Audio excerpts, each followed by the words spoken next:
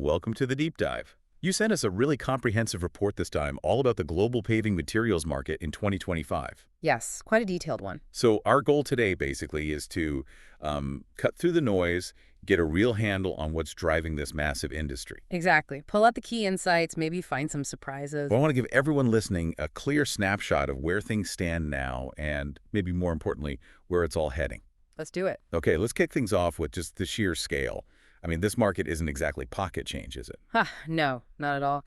The report puts the global market size for paving materials at USD 392.864 billion just for 2025. Wow, 392 billion. That's huge. It really highlights just how much construction and infrastructure work is happening globally. And it's not stopping there, right? The forecast shows pretty significant growth. That's right. It's not a static picture. By 2033, the expectation is it'll balloon to USD 576.031 billion. Okay, so doing the math, that's a compound annual growth rate, a CAGR, of 4.90% starting from 2025. Yep, 4.9%. So definitely not a small uptick. We're looking at consistent, substantial expansion here. So what's the main engine behind all this growth? What's fueling it? Well, the report points pretty squarely at one key factor, just the increasing number of road construction projects all over the world. Simple as that, almost. Fundamentally, yes. As cities grow, as transport needs change, the demand for the materials to build those roads, those pathways, it just naturally follows. Right. That makes straightforward sense. Okay, now let's maybe drill down into the regions. I know you've looked closely at where the action is. Yeah, the regional breakdown is quite interesting. So who's leading the pack right now? Currently, North America, they hold the largest slice of the pie, over 40% of the global market revenue. 40%, okay. What does that look like in dollar terms for 2025? For 2025, their market size is estimated at USD 145.36 billion. Okay. But what about their growth? Is it matching that big share? That's the interesting part. Their growth trajectory is actually a bit more measured. The CAGR is projected at 3.4% through to 2033. Solid, but not the fastest. Okay, so North America, current leader in size, steady growth. What about the specific countries there? The U.S. must be huge. Oh, absolutely. The United States dominates within North America. Estimated market size, USD 114.69 billion in 2025. And the U.S. growth rate? Slightly lower than the regional average, actually, 3.2% CAGR. Okay, and Canada and Mexico? Canada's also significant, around USD 17.44 billion, but their growth is a bit stronger, 4.2% CAGR. Interesting. And Mexico follows with about USD 13.23 billion market size and a 3.9% CAGR. So slightly outpacing the U.S. growth, too. Right. So North America's big, steady, with some internal variation. Let's hop across the Atlantic. What's the story in Europe? Europe's another major player. They represent over 30% of the global market share. 30%. So second biggest region. Yep. Estimated size is USD 113.93 billion in 2025, and their growth projected at 4.0% CAGR out to 2033. So a bit faster than North America overall. Okay, 4%. And Europe's obviously very diverse. Can you give us a feel for some of the key countries there? Sure, it really varies. The UK, for instance, shows a strong market size, USD 19.14 billion, and quite a robust CAGR, actually, 4.8%. Higher than the regional average. Exactly. Then you have Germany, even larger in size, estimated at USD 22.56 billion, with a solid 4.2% CAGR. Right. France is a bit lower, USD 10.48 billion market size, 3.2% CAGR. Russia is quite large, USD 17.66 billion, but slower growth at 3.0%. Right. Italy, around USD 9.80 billion, 3.4% CAGR. And Spain is similar, USD 9.34 billion, 3.1% CAGR. So you can really see, even within a mature market like Europe, there's quite a spread in how quickly things are expanding. Absolutely. Different economies, different infrastructure priorities playing out. Very interesting. Yeah. Okay, now let's shift focus to a region everyone talks about for rapid development, Asia Pacific. APAC. APAC, that's where the story gets particularly dynamic. What's their current share? Right now, it accounts for around 23% of the global market share. Market size is about USD 94.29 billion in 2025. Okay, so smaller than North America and Europe currently. Currently, yes. But here's the kicker, the growth. The projected CAGR for APAC is the highest globally, a really remarkable 7.6% from 2025 to 2033. Wow, 7.6%. That's significantly higher than the global average of 4.9. What's driving that incredible expansion in APAC? Is it just urbanization? Urbanization is definitely a huge part of it, but it's also massive government investment. Lots of countries actively building out their transportation networks. Right, catching up or leapfrogging in some ways. Exactly. To support growing populations, growing economies. China, of course, is a giant market size there. USD 39.60 billion. Strong CAGR, too, 7.1%. Still huge growth in China. Yep. But the report actually flags India as the fastest growing market within APAC. Really? Faster than China. Yeah, India's market size is smaller, USD 9.43 billion, but the CAGR is projected at a staggering 9.5%. 9.5%. That's incredible. It really is. Japan follows at USD 13.01 billion, still strong growth at 6.1% CAGR. South Korea USD 11.31 billion, 6.7% CAGR. Okay. And Southeast Asia, taken together, that's about USD 6.22 billion, but also growing very fast, 8.4% CAGR. So it really paints a picture of APAC as the sort of the main growth engine for this sector going forward. I think that's fair to say. It signals a real dynamic shift in the global paving landscape. Definitely. Okay, what about the other regions? South America, Middle East, Africa? Are they significant? They have smaller shares currently, but still showing some interesting growth. South America holds just over 5% market share. That's about USD 14.93 billion in 2025. And their growth? Pretty decent. Projected key GR of 5.6%. Brazil and Argentina are the ones to watch there. Okay, how are they doing specifically? Brazil's market is around USD 6.39 billion, growing at 6.2% CAGR. Argentina is smaller, USD 2.51 billion, but showing slightly faster growth at 6.5% CAGR. Interesting. Middle East. Middle East accounts for roughly 2% globally, market size around USD 15.71 billion in 2025. But look at the growth, 6.2% CAGR. So growing faster than South America overall. Yep. Saudi Arabia and the UAE are dominant there. Saudi's at USD 5.53 billion, 6.5% CAGR.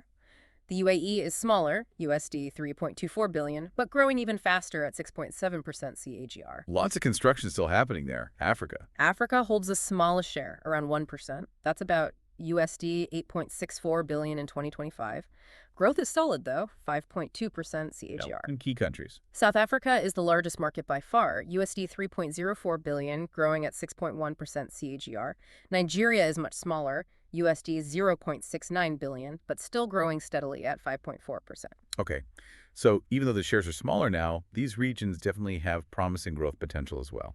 Absolutely. It's not just an APAC story, though that's clearly the headline growth region. It's fascinating seeing those nuances across the globe. Okay, let's pivot slightly. Let's talk about the why. Beyond just more construction, what are the key market dynamics, the drivers? Right. The report digs into this, a few big ones. Continued city expansion globally is, well, fundamental. More people in cities means more roads, more infrastructure, simple demand. Makes sense. What else? We're also seeing a sort of rising demand for greener construction, more sustainable solutions. That's pushing innovation in paving. The sustainability angle. That's huge everywhere. It really is. And then there's just ongoing improvements in the materials themselves, making them more durable, more cost-effective over the long run. That makes them a better investment. So urbanization, sustainability push, and better materials. Those all sound pretty positive. What about the flip side?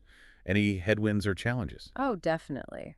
A big one is the rising cost of the raw materials. Asphalt, concrete, aggregates the basic building blocks. Prices have been increasing. Yeah, that impacts everything in construction. Exactly. And alongside that, you've got stricter environmental regulations, things like emissions controls, rules around mining, where you can source materials.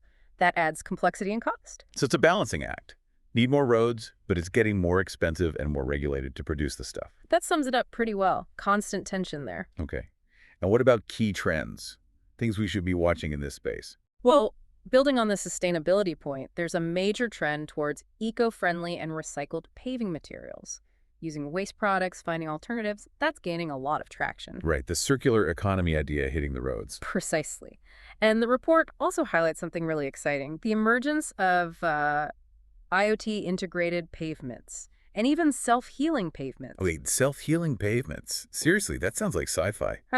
It does a bit, doesn't it? But it's real research, real development. Okay, unpack that. What are the implications? How would that even work? Imagine roads that can automatically repair small cracks before they become big potholes.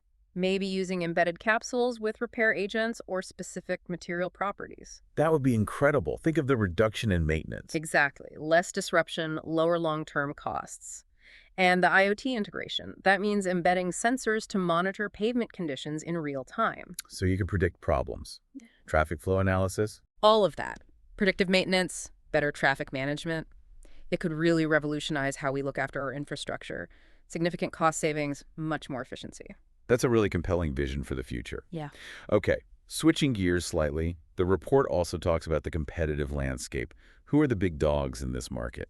Yeah, it's definitely a highly competitive space, Uh-huh. but it's dominated by several large, well-established global companies. Like who? The report names like Cemex, Lafarge Holcim, Now Holcim, mostly Martin Marietta, Heidelberg Cement, Vulcan Materials, the major cement and aggregate players. The usual suspects in heavy construction materials. Mhm. What gives them their edge? Why are they so dominant? It's usually a mix of things. They tend to have incredibly broad product ranges covering all sorts of paving needs. One-stop shops, basically. Kind of. They're also investing heavily now in those sustainable solutions we talked about. That's becoming a key differentiator. And crucially, they have these vast regional networks, the logistics, the quarries, the plants, that allows them to serve local markets effectively, pretty much anywhere.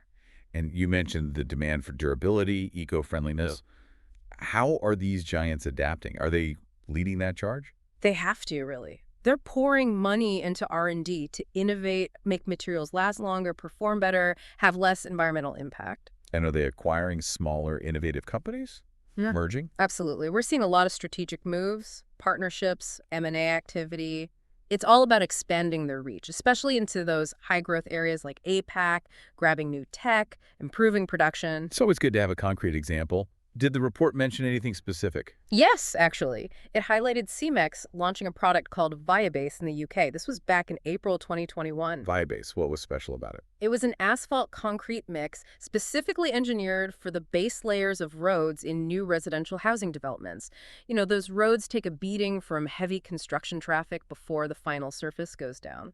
Ah, so designed for that specific tough phase. Exactly. And the report explicitly linked this launch to the UK government's big target building 300,000 new homes a year. So Cemex saw the policy, saw the need, and developed a product for it. Precisely. It's a great illustration of how these big players strategically align with market needs and government initiatives. That makes sense. Now, this is where the report came a little unexpected for me. I was reading through the sections on product type, application segment, end user, Ah, yes. I know where you're going. and it starts talking about things like spinal cord stimulators, deep brain stimulators, chronic pain, movement disorders. I mean, at first glance, that seems totally out of left field. What's that got to do with asphalt and concrete? You're absolutely right to flag that. On the surface, it looks like a complete non sequitur, like we suddenly jumped into a medtech report. Right. And the report is actually very clear. It explicitly states that these things, spinal cord stimulators, deep brain stimulators, they're not directly dominant or even really related to the paving materials market. Not in function, not in industry focus. Okay, glad I wasn't misreading that. So nobody's paving rows of medical implants anytime soon, thank goodness. No, definitely not. But the report does draw some connections, right? Indirect ones. Exactly. It's about indirect influence. The thinking is that growth and advances in these high-tech medical sectors, well, they contribute to broader economic growth. Okay. And broader economic growth often leads to increased construction activity in general. New facilities, expanded infrastructure to support that growing economy. Which requires paving materials. Right. Okay, I see the link. It's a few steps removed, but it's there. Economic health fueled by one sector can benefit another, seemingly unrelated one. That's the idea. It's not a direct market driver, but more a consequence of overall economic expansion, potentially spurred by advancements in fields like medtech. All right. What about the application segment part mentioning chronic pain and movement disorders? Is that a similar kind of indirect link? Very similar logic. Again, the report clarifies these healthcare markets don't directly dominate paving. But think about the infrastructure needed to support healthcare for these conditions. Ah, so like hospitals, specialist clinics, rehab centers. Exactly. Buildings, expansions, huge parking lots, accessible pathways, smooth surfaces for wheelchairs or mobility aids, ramps. As the healthcare sector grows to meet the needs related to chronic pain or movement disorders, there is an indirect knock-on effect. So more healthcare facilities get built or expanded, and they all need lots of paving. Precisely. It's about the construction footprint of the healthcare sector itself. That makes more sense. An aging population, for example, might increase demand for certain healthcare facilities, indirectly boosting demand for paving around those facilities. Okay. Now, the last bit was the end user outlook. This mentioned hospitals and ambulatory surgery centers. This feels a bit more direct. Yes, this connection is more straightforward. The report identifies hospitals as a significant end user for the paving materials market. Why specifically hospitals? Well, think about hospitals. They have constant high foot traffic, heavy equipment moving around ambulances, supply trucks, MRI machines being installed. They need really durable, safe, often quite sanitary surfaces. True. And they seem to be constantly expanding or renovating too. That's another key factor. Ongoing construction projects require substantial amounts of paving for new wings, parking structures, emergency access roads, internal pathways, helipads sometimes. Okay, so hospitals are definitely big customers. What about ambulatory surgery centers, ASCs? They're also a factor, though maybe less dominant than huge hospitals. ASCs are growing rapidly, right? More procedures moving to outpatient Yeah, settings. that's a big trend in healthcare. So as more ASCs are built, often in suburban or urban areas, it drives associated infrastructure, needs the roads leading to them, the parking lots, the patient drop-off zones, walkways. So again, it's the construction footprint driven by growth in a specific sector, this time outpatient surgery. Exactly. It contributes indirectly to the overall demand for paving by requiring supporting infrastructure. It really is fascinating to see how these different sectors, even ones that seem miles apart, can actually be interconnected and influence something as, well, fundamental as the paving market. The economy is definitely a complex web. Okay, let's try and synthesize all of this then. Yeah. If we were to boil it down, what are the absolute key takeaways from this deep dive into the 2025 global paving materials market? Okay, key takeaways. First, the sheer scale and the projected growth are undeniable. We're talking nearly $400 billion now, heading towards almost $600 billion by 2033. It's massive. Got it. Size and growth, what's second? Second, the regional picture is critical. North America leads now, but Asia Pacific is where the explosive growth is happening. Europe's solid, and South America, Middle East, Africa all show promising growth too. It's not uniform. Right, the geographical differences are key. Third, Third, the dynamics. It's pushed forward by basic needs like urbanization and infrastructure, but also by trends like sustainability. However, it's held back or at least challenged by rising costs and environmental rules. That tension is important. drivers versus restraints. Okay. And fourth, Fourth, the competitive scene, dominated by big global players who are adapting, innovating, particularly around sustainability. And maybe surprisingly, we saw those interesting indirect links to other sectors like medtech and healthcare, showing how interconnected things are. okay, great summary. So a huge evolving market shaped by geography, economics, sustainability pressures, tech innovation, and these wider economic ripples. That covers the main points, I think. It really makes you think, doesn't it, how these big trend cities getting bigger, the absolute necessity of sustainability now, plus all this material science innovation like self-healing roads, how that might completely reshape not just our roads, but the very fabric of our cities, how we move around in the next few decades. It's a space worth watching, for sure. What weird materials or crazy technologies might end up paving our future? Definitely some food for thought there. Thanks for taking this deep dive with me today. My pleasure. Always interesting to dig into the details.